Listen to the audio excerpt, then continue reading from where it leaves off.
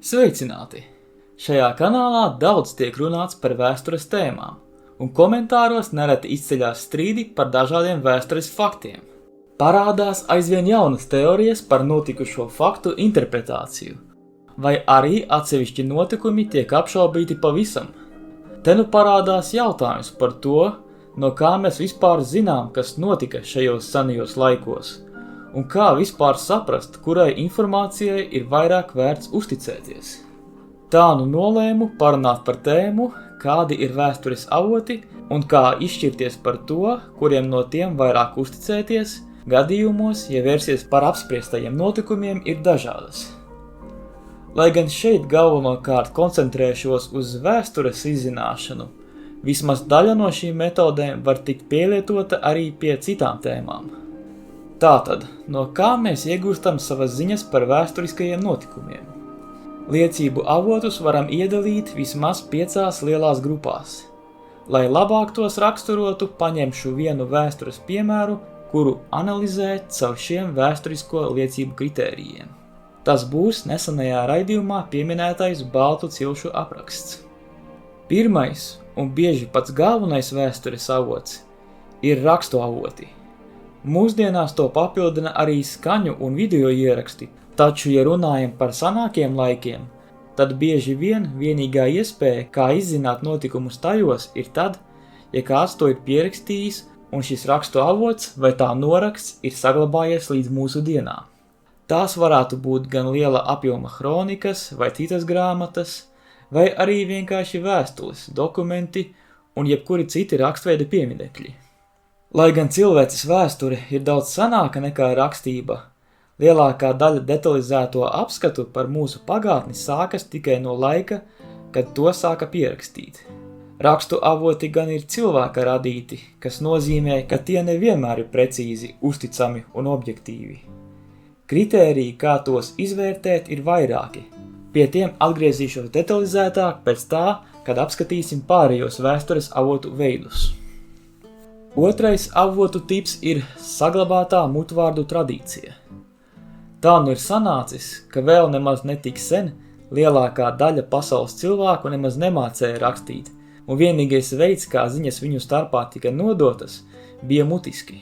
Ja nododamā ziņa likās gana svarīga, tad to turpināja nodot tālāk no paaudzes paaudzē. Un lai gan bieži ir grūti noteikt mutvārdu ziņas izcelšanās laiku, uzskata, ka vissenākās mutvārdu liecības varētu būt saglabājušās pat no vairāku tūkstošu gadu lielas senatnes. Šajā gadījumā tā parasti ir kāda sakrālā informācija, kas saglabā ziņas par kādas noteiktas cilvēku grupas pasaules skatījumu, mitoloģiju un reliģiju. Pie latviešiem kā šādu piemēru parasti piemin dainas. Protams, ne visas no dainām ir senas. Skatoties pēc jēdzieniem, kuri tajās ir lietoti, daļa dainu ir vien dažus 100 gadus vecas un pat vēl jaunākas, bet atsevišķa to daļa tiešām varētu būt nodota no paaudzes paaudzē kopš ievērojami seniem laikiem. Kā piemēru var minēt mitoloģiskās dainas, kuras saglabājušas līdzīgus stāstījumus kā citu tautu mitoloģijās. Pat ja šīs tautas dzīvoja tālu viena no otras un to starpā nevaldīja regulāri sakari. Tāpat varētu teikt arī par teikām, pasakām, sakām vārdiem, mīklām un citiem mutvārdu materiāliem. Ir gadījumi, kad šādas mutvārdu ziņas tiešām var būt kā labs avots ziņām par mūsu senatni. Tomēr tām ir arī mīnusi. Mutvārdu tradīcijas, ja vien netiek īpaši sargātas un nodotas tālāk ar stingru uzraudzību, mēdz mainīties. Droši vien katrs būs spēlējis līdzīgu spēli kā klusie telefoni, kur cilvēki noslēgtā ķēdē saņem mutvārdu ziņu no iepriekšējā ķēdes dalībnieka un nodod to nākamajam. Beigās izrādās, ka liela daļa ķēdes dalībnieku, atstāstot šo ziņu, nodod to tālāk savādākā veidā, un ja salīdzina ziņu ķēdes sākumā un beigās, tā var būt būtiski izmainījusies. Tādēļ, ņemot informāciju no mutvārda tradīcijām, jābūt ļoti uzmanīgiem. Trešais avotu tips ir arheoloģiskās liecības. Tā ir nozare, kas pēta materiālās liecības no pagātnes. Visbiežāk tādas, kuras iegūtas veicot izrakumus, atklājot senlietas, senās celtnes un apbedījumus. ziņas, ko var iegūt no šiem materiāliem, nav tik izsmeļošas kā tās, ko var iegūt no rakstu vai mutvārdu liecībām. Taču tās ir uzticamākas, jo tās neietekmē potenciālie sagrozījumi, kuri novērojami pie ziņām, kuras tiešā veidā nodod cilvēks rakstot vai runājot. Atstātie materiāli var dot ziņas par tā laika cilvēku materiālo stāvokli un daļēji arī par uzskatiem, gadījumos, ja tiek atklāti mākslas darbi, monētas, rotas lietas un apbedījumi. Piemēram, no tā, ko deva līdzi apbedītajam kapos, bieži var noteikt viņa ticību un aptuveno stāvokli sabiedrībā. Veicot arheoloģiskos izrakumus, var atrast papildus apliecinājumus rakstveida un mutvārda tradīcijās minētajiem. Piemēram, var atklāt senās pilsētas vai cīņu vietas. Vadoties pēc tā, ka dažādām atsevišķi dzīvojošām cilvēku grupām, jeb ciltīm un tautām parasti ir atšķirīgi materiālie stāvokļi un atšķirīgi veidi, kā tie izgatavo savus priekšmetus un celtnes, pēc arheoloģiskajos izrakumos atrastā bieži var noteikt atrastā piederību kādai noteiktai cilvēku grupai. Piemēram, ja runājam par Latvijas teritoriju, tad to jau izsenis apdzīvojušas vismaz 2 tipu ciltis. Pirmā ir somugri, no kuriem izcēlās piemēram līvi un dažādās igauņu ciltis, kuriem vēsturiski pie raksturīga ķemmes bedrīšu keramika, un otrie ir indo-eiropiešu izcelsmes cilvēki, tādi kā piemēram baltu valodu nesēji, no kuriem izcēlās zemgaļi, kurši un leti. Tiem bija raksturīga auklas keramikas kultūra. Tātad pēc tā var noteikt aptuvenos cilvēku grupu apdzīvotos apgabalus, arī no laikiem, par kuriem citu ziņu mums nav. Tomēr arī šī metode nav pilnīgi precīze, jo dažādi apstrādes veidi laika gaitā varēja tikt pārņemti vienam no otra, kā arī notika apmaiņas ar šiem materiāliem, tirgošanās un kara laupījumu rezultātā. 4. avotu tips ir valodu atstātais mantojums. To var iedalīt 2 grupās. Pirmā pēta vārdu aizgūmus starp dažādām valodām. Tas ļauj noteikt, kuras tautas savā starpā pagātnē ir miedarbojušās un kādi ir bijuši šie miedarbošanās veidi. Piemēram, latviešu valodā var atrast daudzus aizgūmus no galvenajām tautu grupām, ar ko tai vēsturiski ir bijuši kontakti. Bet par to vairāk informācijas var atrast manā raidījumā par latviešu valodas attīstību, uz kuru norādi atstāšu komentāros.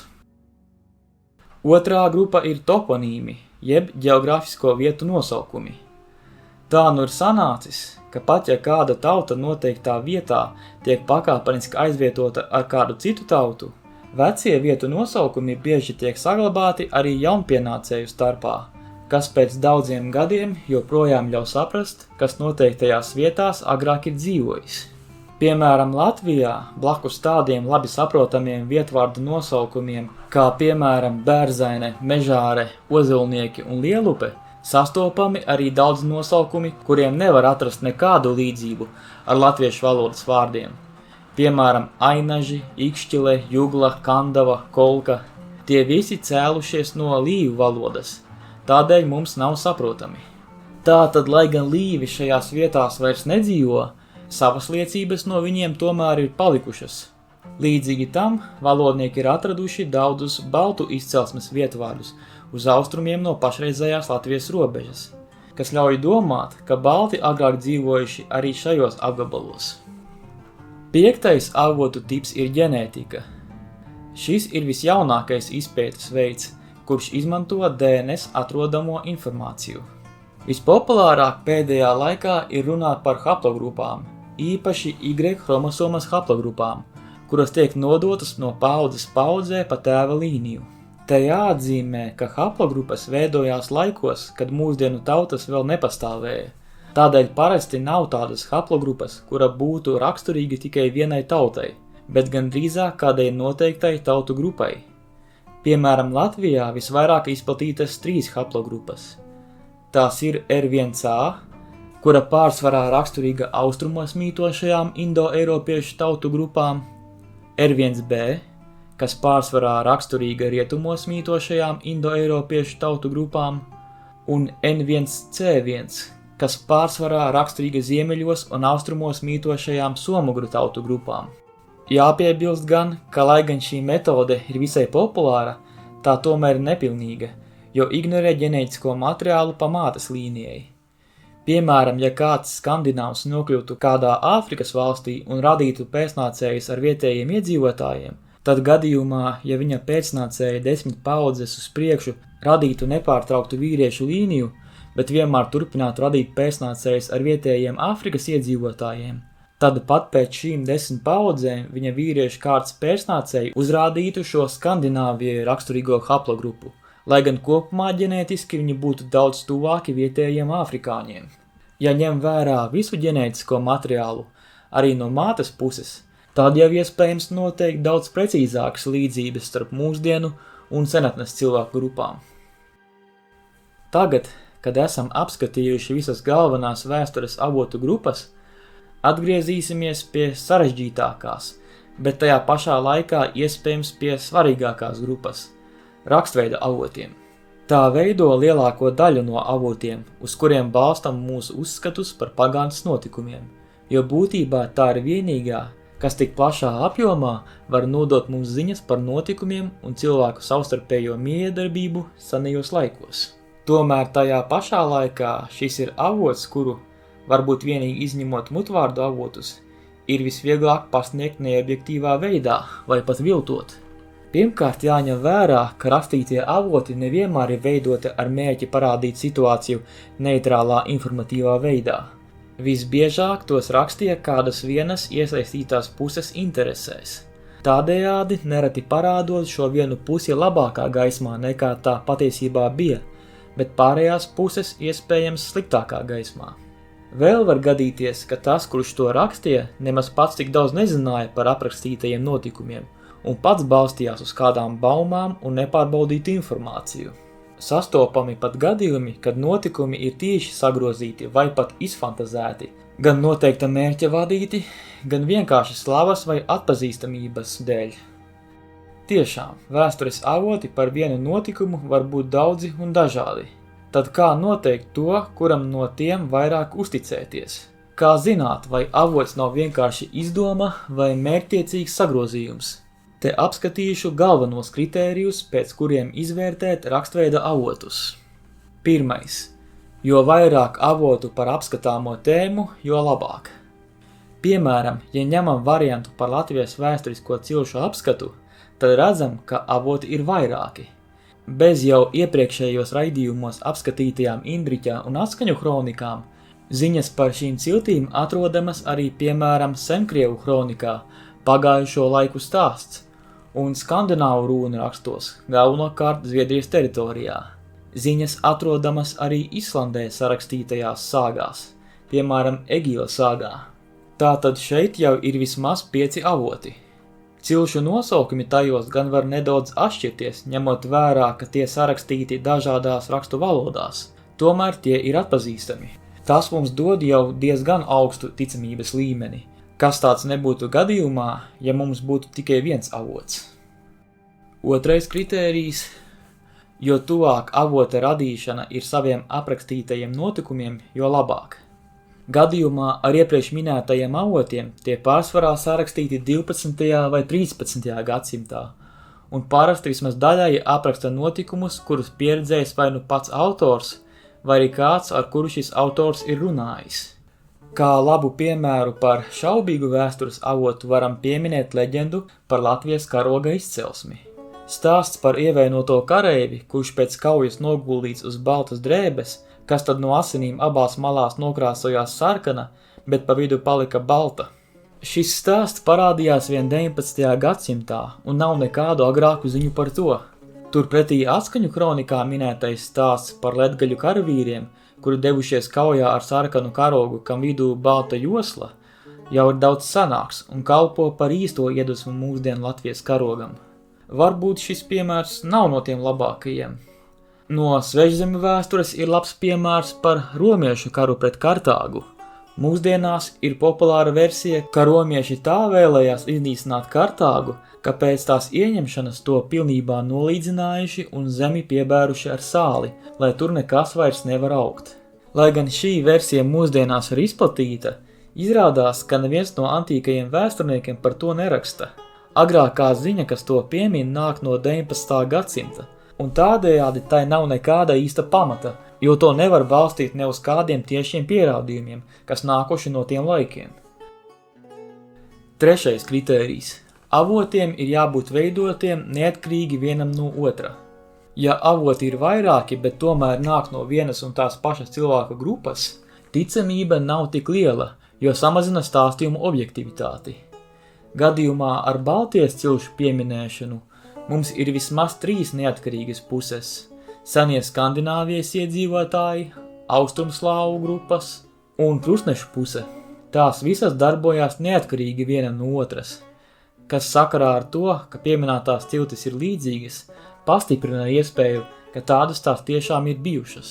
Turpretim, ja ir kas svarīgs, kas minēts tikai vienā no pušu avotiem, tas samazina stāstītā ticamību, īpaši, ja par šo ziņu nav ievēroti arī pārējie ticamības kritēriji.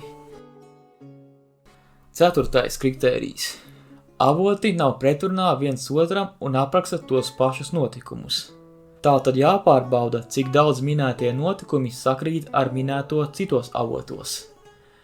Tēmā par Baltijas ciltīm nezinu īpaši šādus piemērus, taču varētu pieminēt Bartomeleja Angļa darbu ar nosaukumu par lietu īpašībām, kurā viņš rakstīja, ka zemgaļus tā sauc tādēļ, ka viņi cēlušies no galliem.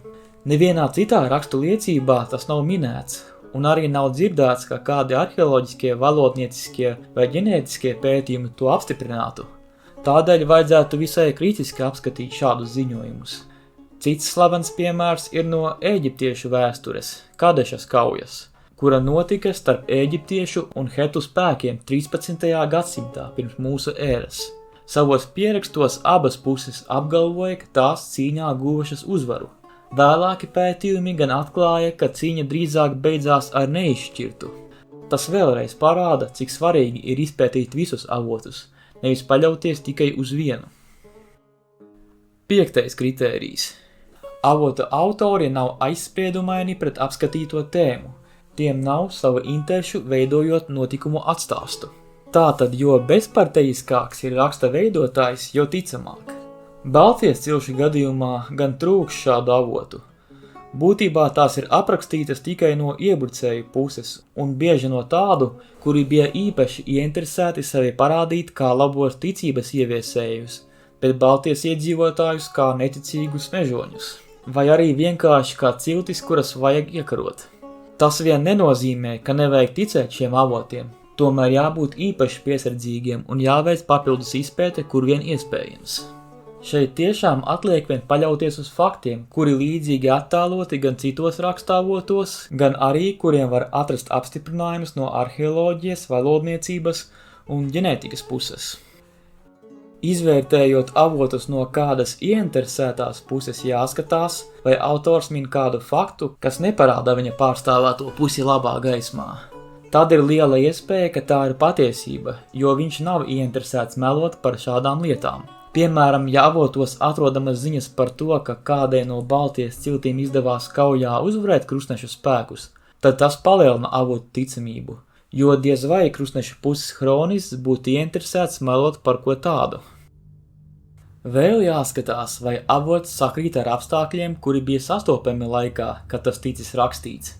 Jāsakrīt valodai, rakstības veidam un tā laika cilvēku pasaules redzējumam. Tas nevar iekļaut faktus, ko tā laika cilvēki nevarēja zināt. Dažreiz jāskatās no noteiktās valodas vai rakstības specifikas. Piemēram, ja runājam par ģermāņu rūnām, tad jāzina, ka eksistē 3 tipu rūnas – vecākais futarks, jaunākais futarks un anglosakšu rūnas.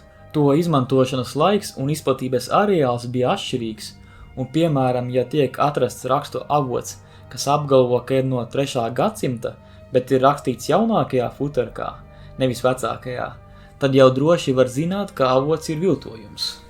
Tāpat jāskatās lietotie vārdi, jo daudzi vārdi, jebkurā no valodām, tajā vēl neeksistēja no rakstības sākuma posmiem, bet varēja parādīties vien krietni vēlāk. Tādēļ ir tik svarīgi vēstures zinātni savienot ar valodniecību un citām nozarēm.